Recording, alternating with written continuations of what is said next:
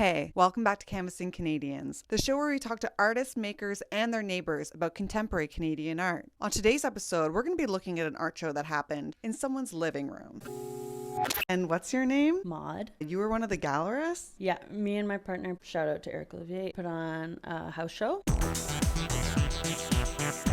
Right here in your very home. I guess you could call it a gallery now. Actually, Coming up on Canvassing Canadians. I named my fish after her. Which is maybe evil. Art for art's sake. Tortured. Also remind me of like pregnancy pillows. Stick around for all that and more. In the summer of 2025, two recent NASCAD grads turned their living room into a gallery. The gallery was called Laughing My Ears Off. My name, Lili Maud, Éric-Olivier. The secret revealed. And the show was called The Bars in the Kitchen. Have you ever been to an art show in a living room? no. The show featured 9 female artists. It was an all-femme show. There's like so many things happening in the world that could showcase the need for like a bigger stage for female artists. But especially just in Halifax, there's been just like a boys club in general.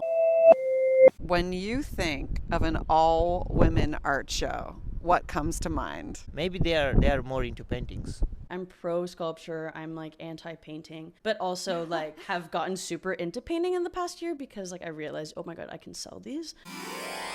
What's your name? Claire McNamara. This painting was in the show What's the name of this painting? Paradise Remix. I just sort of like wiped it and then it remixed itself. I don't know, like almost like a need for things to be hidden in a way. Reflecting on it now, all the work was like felt kind of like tortured, and I was like, I don't know if that's just like the consequence of like growing up femme. Okay, growing up, what were your girl icons? Amanda Bynes. I named my fish after her. What What's your girl icon? Not many. It's deeply misogynistic.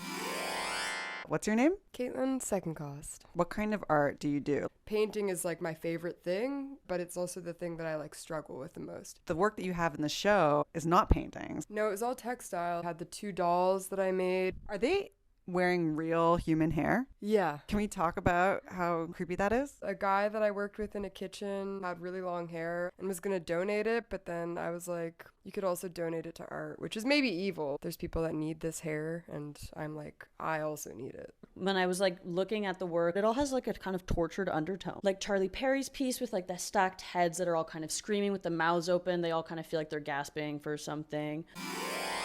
What's your name? Charlotte Perry. Chelsea MacDonald. I had this like giant sock monkey. It's like life size. I was really trying to go through memory of like thinking about like comfort, like what brought comfort to me. And I was thinking of Betty Boop. She had a pet dog named Bimbo. Would you be cuddling with Bimbo? Yeah, he was in my bed with me for a little while. It also reminded me of like pregnancy pillows. I had a ceramic sculpture. It's very like human centipede core. Can you tell me a bit about the painting? I get a lot of inspiration from video games. The formation of video game screens, like how it's like you'll have a health bar. I was thinking about that while I was making like parts of the composition. And then there's also like Fanny's work. I don't know, she's really perfected that kind of like mundane but twisted a little bit. Is it like these nipples have slid off of this person? As soon as you said it, I was like, yeah. What is your favorite type of visual art? Photography. Like if I live in photography, I can't keep me life go on. Like you couldn't live without photography? Yes. Tea break Yeah. Do you think that like the girlhood experience is one of a constant state of escape? Mine for sure is. Yeah. Escape from just regular reality? Regular reality, but also an internal reality. All these works just had this kind of like through line that I realized after the fact. Like a feeling of trying to like articulate something, but it's not actually coming out properly. With some of my art, I don't really go into it thinking like, what is it? You know, and I kind of almost like hearing what other people think it is because it makes me feel like I understand my own art more. Because sometimes I just make things and it's almost like, you know, emptying a garbage can. There's an underlying tension between artists looking to break into showing in galleries and galleries that are already entrenched as gatekeepers. That's why it's so interesting when artists decide to show themselves, especially in this current moment where many very big name galleries are closing. What's your name? My name is Kate Walchuk. You've caught me outside my work at Anna Leonowen's gallery, which is the student gallery of NASCAD University. Part of the thesis of this episode is about how galleries are dying. They are dying, yes. I think that it has a lot to do with capitalism dying. Yeah, so it's the housing crisis, in my opinion. As housing prices go up, it's more and more challenging for small businesses or really nonprofits to also find real estate.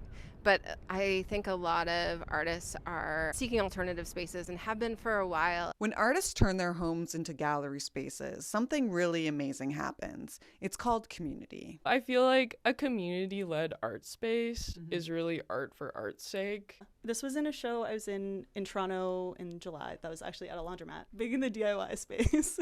Whereas a commercial gallery is art for money's sake. Is this like a bit of like a performance of a gallery? Absolutely, yeah. There's like no money coming out of this whatsoever. There's a lot of galleries that actually don't make any money, but they strive to achieve having a space that's like conducive to building community. I mean, I think generally a lot of people are relying on the internet now, and they're just getting flame emojis, and that's like their critique of each other's work rather than like, you know, an actual conversation. It's a sense of urgency on a global scale. It's such a terrible, crazy time right now that you don't necessarily have the means to like say something productive about it. Sometimes you do just need to like connect with people that are feeling the same way. And I think that art is probably the most effective way to do that. Shows like the living room show, like, do those help build a community for you? I guess if I were here more, I also didn't go to the art show, so I didn't really do any mingling. Can you talk about your decision to not show up? Well, it was my birthday. When the white cube crumbles, artists will do what they've always done, which is get creative.